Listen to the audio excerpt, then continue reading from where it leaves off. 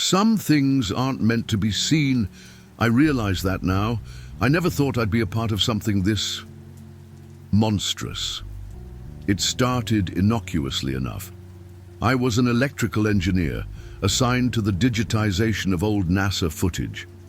The idea was to make everything available for public archives, ensuring history would never be forgotten. Nothing could have prepared me for the thing I stumbled upon that day. It was late, past midnight.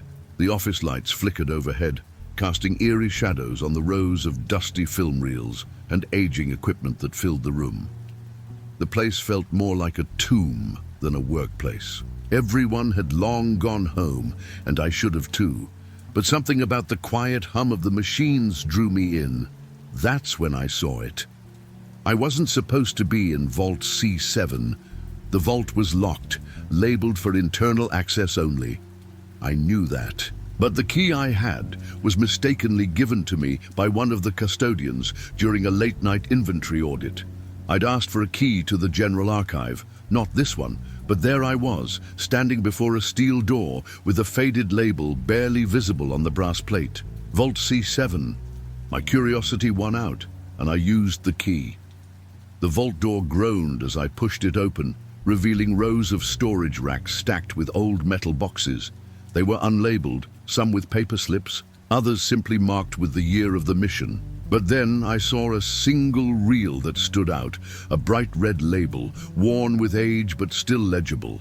It read, AS-11 LT-21, raw transmission feed, Apollo 11. The mission that put a man on the moon, the most publicized event in history. Why was this here? It was odd. There should have been nothing but the standard archival footage, the stuff the public had seen. But this was different. I felt a strange chill crawl up my spine.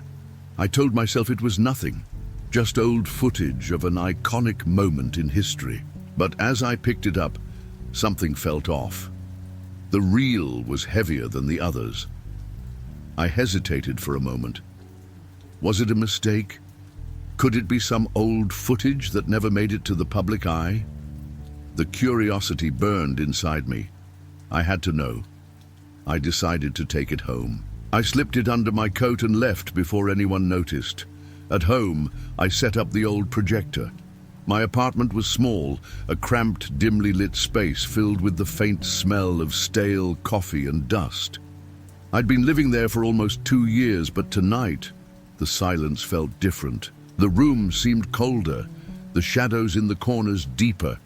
I placed the tape in the projector and hit play.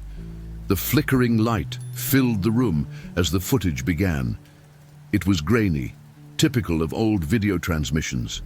The familiar countdown echoed, and I could hear the voices of Armstrong and Aldrin as they prepared to land.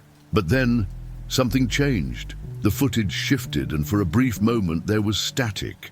A crackling noise filled the room, not just from the projector but from the air itself, the kind of static you'd expect from an old radio. Then the screen went black. A thick silence pressed in. I almost shut it off, thinking it was a malfunction, but then the static cleared and the screen slowly brightened again. What I saw sent a chill down my spine. Buzz Aldrin was speaking, but his voice was shaky. Camera was shaky too, almost as if someone had lost control. They were supposed to be inside the lunar module, getting ready to step out onto the moon, but this was different. This wasn't the official footage. The scene was blurry at first. The frame wavered, but I could make out a dark figure standing in the distance on the lunar surface. I leaned forward, my breath catching in my throat. The figure was tall, unnaturally so. It didn't move, didn't even seem to breathe. Just standing there, as still as the moon itself. Aldrin and Armstrong continued to speak, their voices low, almost as if they were speaking in code. But the figure, still far in the distance, wasn't visible in the public footage. The footage cut again, but this time, it wasn't to a commercial or to mission control. It cut to something, or someone, that didn't belong there. I hit pause. There it was, A silhouette too tall to be human, standing silently in the backdrop. A shadow so foreign to the surroundings that it couldn't have been made by anything from Earth. My heart raced. What was that? I froze, staring at the screen, feeling as though something was pulling me into the footage itself. It was then that I noticed something else. There was a faint whisper, a voice. At first it was barely audible, just a distortion. Then it grew clearer until I could make out the words, "Get away. You should never have come here." I felt my body go numb, and the hairs on the back of my neck stood up. Who, or what, was that? What was going on during Apollo 11 that we weren't meant to know? I tried to shake it off, but the weight of what I was seeing pressed down on me. There were secrets in this footage, secrets I wasn't meant to uncover. But now I had no choice. I had to know what happened. I had to see the rest. The next few nights were a blur of sleeplessness and unease. Every time I closed my eyes, I saw that figure on the moon, tall, motionless, watching. It wasn't just a part of the footage anymore. It was a shadow that followed me into the corners of my mind. I couldn't shake the feeling that something had crossed a line. Something had been unleashed. I couldn't stop thinking about it. That night I pulled the tape out again. The room felt colder than before, the air thick with tension. The hum of the projector, the only sound in the otherwise silent apartment, became a drone in the back of my mind. I sat on the edge of my couch, the lights dimmed, the screen flickering in front of me. I pressed play. The footage resumed from where it had left off. The static was gone this time, replaced by something far worse, an unearthly stillness. The camera feed was clear, too clear, as if the transmission was no longer bound by earthly limitations. Armstrong's voice crackled through the speaker, but it wasn't the same. There was an edge of panic in his words, a tremor of fear that hadn't been there before. "Buzz, did you see that?" I leaned in closer to the screen, my heart pounding in my chest. I could hear Aldrin's voice, low and almost strained. "I saw it, but we weren't supposed to." Then came a long, unnatural pause, followed by a series of low, mechanical sounds, almost like something was moving around in the background, something large and heavy, but there was no visual to match it. Only the eerie sound, creeping through the transmission, as if something was moving in the void of space. That's when the camera zoomed in on the lunar surface. At first, it was just dust, the vast emptiness stretching endlessly under the pale glow of the Earth. But then, something shifted. The figure, that same tall, dark shape, was closer now, standing in the distance, just barely visible against the lunar horizon.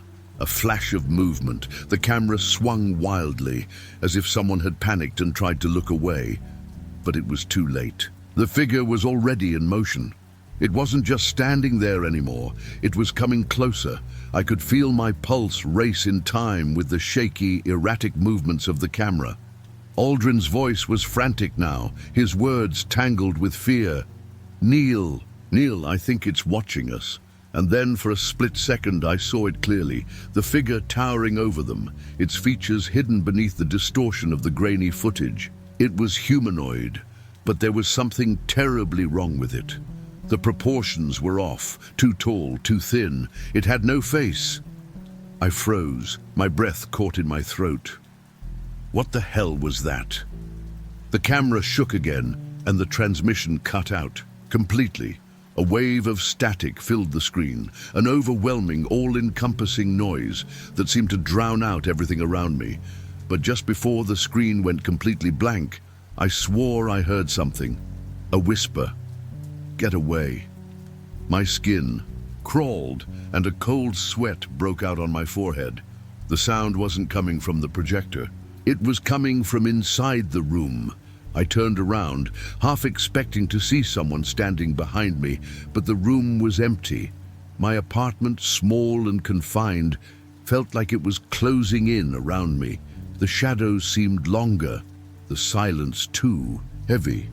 The hum of the refrigerator, the ticking of the clock, all of it became unbearably loud. I couldn't escape the feeling that I was being watched.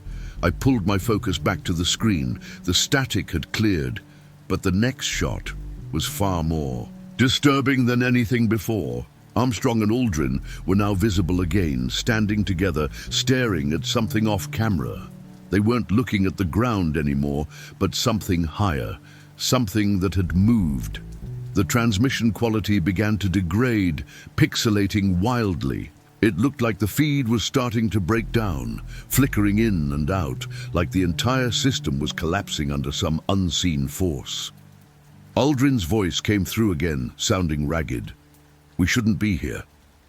For a long moment, the screen showed nothing but darkness, just the faint outlines of the lunar surface. The camera seemed to fall still, as if the crew was standing motionless, unsure of what to do. Then, finally, the camera caught something else. The figure. But this time, it wasn't just standing there. It was hovering, floating just a few feet above the moon's surface, barely disturbing the dust beneath it. The image was so distorted, I could barely make sense of it. The presence was alien, unnatural, and it seemed to defy every law of physics.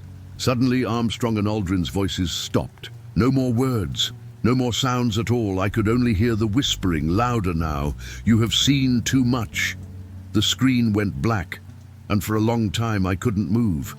I sat there in the dead of night, alone in my apartment, feeling the weight of something far older and far darker than anything I had ever known. My heart was racing in my chest. I knew I shouldn't be watching this. That reel, that tape, it wasn't meant for anyone to see. I had stumbled into something dangerous, something that could never be undone. But I couldn't stop myself. I rewound the tape and hit play again. I couldn't stop. I knew it was reckless. I knew I should have stopped the moment I heard the whisper, the warning. But I couldn't tear myself away from the screen. That tape, that horrifying transmission, was like a dark magnet pulling me in deeper, past the point of no return. I spent the next several nights obsessively replaying it. Each time I saw new details, things I hadn't noticed before. My hands trembled as I rewound the footage, examining every pixel of static, every flicker, every shadow. It was as if the figures in the video were moving subtly beyond the surface of the frame. But it wasn't just the figures, it was the atmosphere, the way the air seemed to vibrate with something unseen, something malevolent. It wasn't just the weird figure on the moon anymore. I was starting to see signs of something bigger, something systemic. There was one moment buried deep in the footage where I saw the first sign that there was more going on here than I could comprehend. The camera, in its jittery, almost out of control movement, showed a brief glimpse of something in the sky, far above the lunar surface. At first, it looked like nothing more than a dot, barely visible in the corner of the screen. But when I zoomed in, the full scale of it became undeniable. It was a craft, not like anything from NASA's fleet, not like any Earth-made technology I'd ever seen. It was too smooth, too angular, glowing faintly. I couldn't make out the details, but the shape was unmistakable. It was alien, and it wasn't alone. I found the first traces of something else. On a separate section of the tape, just before Armstrong and Aldrin made their famous lunar walk, the camera panned across the surface, capturing the barren, rocky terrain. And there, in the distance, something moved. A shape, a shadow. It was fast, almost blurring, and it disappeared before I could get a good look at it. But it wasn't natural. It wasn't a shadow cast by the lander or the equipment. It was too purposeful, too deliberate. I felt a cold wave wash over me, a deep sense of dread. My eyes scanned the footage again, desperate to make sense of what I had just witnessed. It wasn't just the shape on the surface, it was the presence behind it, the thing that was controlling it. And that's when I heard the voice again. "You're not meant to see this." My stomach lurched. The whisper, that voice, It wasn't coming from the projector this time. It wasn't even coming from the room. It was inside my head. I could feel it in my skull, reverberating through my thoughts. I turned around, scanning the dark apartment, but there was no one there. Just the cold hum of the refrigerator, the faint creak of the floorboards beneath my feet. I almost shut the tape off, but I couldn't. I felt as if I was being dragged forward, helpless. To stop it, the footage continued, but now it was different. There was a scene I hadn't seen before. Armstrong and Aldrin were in the lunar module, preparing to step out onto the surface, but they were whispering to each other. Low, urgent voices. I turned up the volume, straining to catch every word. What the hell was that thing? Armstrong's voice was tight, barely a whisper. It's not human, Aldrin replied, his voice shaking. It came from above. We were supposed to report it, but they told us not to. We have to get out of here, now. The words were unmistakable. They were scared, terrified. Suddenly, the camera zoomed in on the hatch. They were about to leave the lunar module. But before they did, Armstrong looked up almost instinctively toward the sky. His face paled. I paused the tape, my pulse racing. What did he see? What was out there? I had to know. I played it again. The next moment, the screen went white. The next thing I remember, I was on the floor. I had no idea how long I'd been unconscious, but the film had stopped. The projector was still on, the tape still spinning, but I couldn't move. The static on the screen was louder now, and I could hear the whispers more clearly, almost as if they were mocking me. The voice was different now. It wasn't just a whisper. It was louder, more insistent. You should not have found this. I managed to stumble to my feet, dizzy and disoriented. My mind was racing, but my body refused to cooperate. I staggered toward the projector, desperate to stop it, to shut it down. But before I could reach it, something unseen grabbed my arm. A chill, colder than ice, shot through me, freezing my muscles, locking me in place. I couldn't move. I couldn't even scream. That's when the figure appeared again. It wasn't on the screen this time. No, it was standing right in front of me. It wasn't tall like I remembered. It was massive, towering, its limbs stretched beyond what a human body should be capable of. The face was featureless, a smooth mask of darkness, and its eyes, if they could be called that, were glowing, but not with light. They were a deep, unnatural black. There was something behind them, something alien, something empty. It spoke to me, but I didn't hear the words. I felt them. The voice wasn't in my ears, it was in my mind, scraping at my thoughts. You have seen too much. I wanted to scream, to run, to do anything, but I couldn't. The air itself felt like it was pushing down on me, forcing me to remain still, frozen in place. The presence was suffocating, and then, in a blink, it was gone. I collapsed to the floor, gasping for air. The projector was still running, the tape still playing. But the figure, was it real? Had I imagined it? Was it part of the footage, or was it something else entirely? I didn't know. I still don't. But something had changed. I could feel it. And now I couldn't stop myself from going further. I needed to know what happened next. I should have stopped. I should have walked away, but the whispers, the pull, it was stronger than any sense of self-preservation I had left. Every moment spent watching those tapes felt like I was descending deeper into a pit with no bottom. I knew the risks. I knew that I was playing with something that shouldn't be uncovered, but I couldn't stop. The strange encounter with the figure in the room had rattled me to my core. I couldn't explain it. There was no way to explain what I had felt, what I had seen. I didn't know if I was still in control of my own mind or if something had changed within me, something otherworldly. The footage had been tampered with. I was certain of it now. That moment, the one where the screen went white, hadn't been a malfunction. It had been intentional. Whoever had edited the transmission, or whatever had caused it, wanted to hide something. I could feel it in my bones. The next tape I pulled from the box was different from the others. The label was faded, the words barely legible, but I could just make out Apollo 11 Final scrawled on the side. This was the last one, the one that would explain it all. I didn't know how I knew, but I did. I inserted it into the projector, the whirring sound of the machine echoing through the room. The screen flickered to life. For a moment there was nothing unusual. The footage showed Armstrong and Aldrin, as I'd seen before, landing and setting foot on the lunar surface. But then, as soon as they stepped out, the static returned, much worse this time. It wasn't just interference.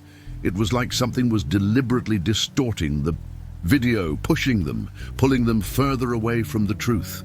I could barely make out their movements. The signal was failing, but then, just before the transmission cut out completely, I saw it. In the distance, beyond the edge of the lunar horizon, there was a massive shadow. At first, it looked like another glitch, but as the shadow grew, I realized it wasn't. It was moving toward the lander. I froze, my breath catching in my throat. I couldn't believe what I was seeing. It was a monstrous shape, too large to be anything from Earth. The next frame jolted me. The lunar surface rippled, as though the gravity itself was shifting. The figure, now clearly visible, was massive, towering over the two astronauts. Its silhouette was unmistakable, like a creature that had no right being in the void of space, a form too alien to grasp, with limbs too long, too distorted, reaching out in every direction. The transmission crackled and I heard screaming. It wasn't Armstrong or Aldrin. The scream was guttural, otherworldly. And then the feed cut out completely. The screen went black. I sat there in stunned silence, unable to move. My heart hammered in my chest. What had just happened? What did they encounter on the moon that had been covered up for over 50 years? I tried to rewind the tape. I needed to see it again. I had to see it again, but the machine refused to cooperate. The tape jammed, then clicked, and the lights in the room flickered. The shadows seemed to stretch longer, as if they were reaching for me. The hum of the projector grew, louder, more intense, vibrating through my bones. And that's when I heard it. The voice again, that same whisper, cold and jagged. "You're getting too close." I turned around, panic rising in my throat. I was alone. I was sure I was alone. But the voice was still there, chillingly close, as if it was in the room with me. I backed away from the projector, my legs unsteady beneath me. The walls felt like they were closing in. The room seemed smaller, suffocating. I tried to leave, but the door wouldn't open. The handle wouldn't budge. I was trapped. And then, just as quickly as it started, the pressure lifted. The room returned to normal. The lights flickered once more, and the door creaked open on its own. I staggered out of the room, heart racing, sweat pouring down my face. My hands trembled uncontrollably. Outside, the air felt wrong, like the whole world had shifted, like I was seeing things that weren't meant to be seen. The sky seemed darker than it had been before.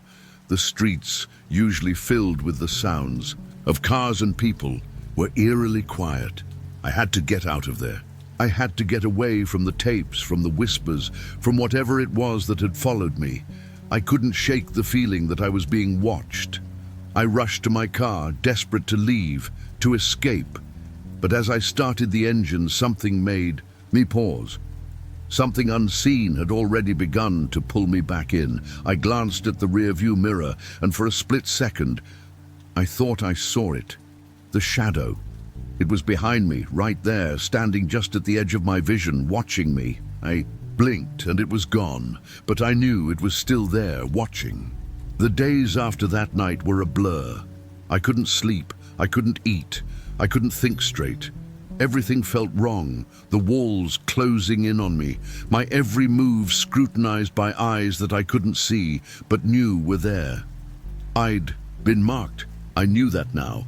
Whatever had been hidden, whatever truth lay buried in those transmissions was not meant to be uncovered. But I had seen it. I had glimpsed the shadow on the moon. And no matter how hard I tried to block it out, the image kept returning. It haunted me in my waking hours, in my dreams, in every corner of my mind. The government, the secrecy, the cover-up, it all made sense now. The conspiracy was real. The Apollo 11 mission had uncovered something far worse than anyone could have imagined. Something from beyond. And they had hidden it from the world, from us, because it was too dangerous. Too powerful to be exposed. I couldn't stop thinking about the figure I saw, the giant shadow standing against the vast expanse of the moon. It wasn't just a mistake, a glitch, or some malfunction in the transmission. No, it was real.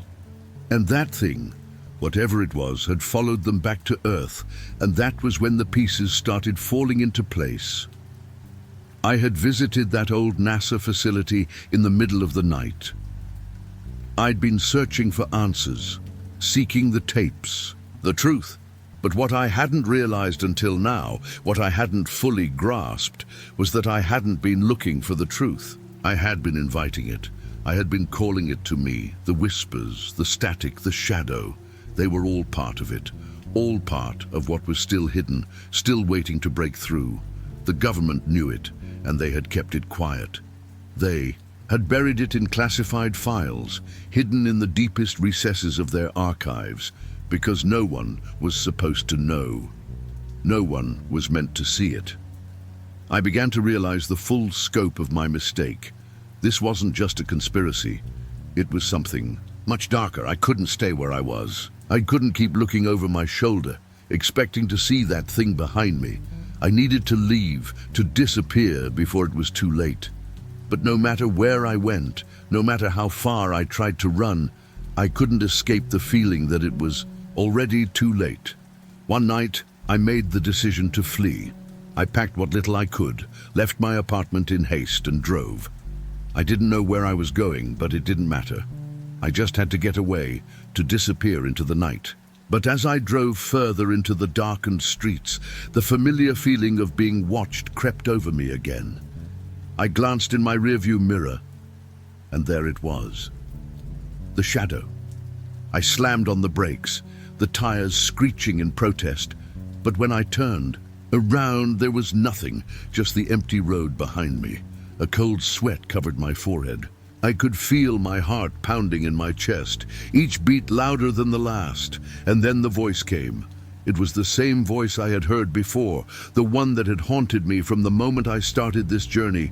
You can't run. We're already here. The world around me seemed to distort, as if the fabric of reality was bending under the weight of what I had uncovered. The darkness pressed in from every angle, suffocating me. The creature, that shadow, was not just something from the moon. It had been watching us, waiting for us for decades. It was not alien. It was something older, something far more terrifying, something that had always been here, hidden. I looked around, but all I saw were eyes, glowing in the darkness, watching, waiting. The figure wasn't a thing from another world. It had always been here, beneath the surface of everything we knew. It had lurked in the shadows of the moon landing, watching as they made contact with something ancient, something cosmic. And now it was coming for me. The car suddenly stalled, the engine sputtering and dying as if it had never been running in the first place. I tried to start it again, but nothing happened. The streetlights flickered, casting long, jagged shadows. Across the pavement, the air grew heavier, colder, suffocating me in a grip I couldn't escape. I turned to look behind me again, and there it was. The shadow. Bigger, closer, more tangible now. It was as if the entire night had been consumed by it, and it was swallowing everything around me. The creature stepped forward, its form more distinct now, towering over me. I felt a surge of primal terror, my mind screaming, but my body paralyzed, unable to move. its limbs stretched unnaturally, twisting in ways that defied human logic. It was like looking into the face of something not of this world. You shouldn't have seen it, now you'll join us. As I looked into its eyes, I understood. There was no escape. There never had been. The truth had already come to claim. Me, I was no longer in control. I wasn't even sure if I was alive anymore. The world I had known, the reality I had clung to, had shattered, leaving only the darkness and the shadow. The last thing I heard was the sound of the tape's static crackling again. The same noise that had haunted me from the beginning. And then silence. The truth had been revealed, and I was no longer a part of this world.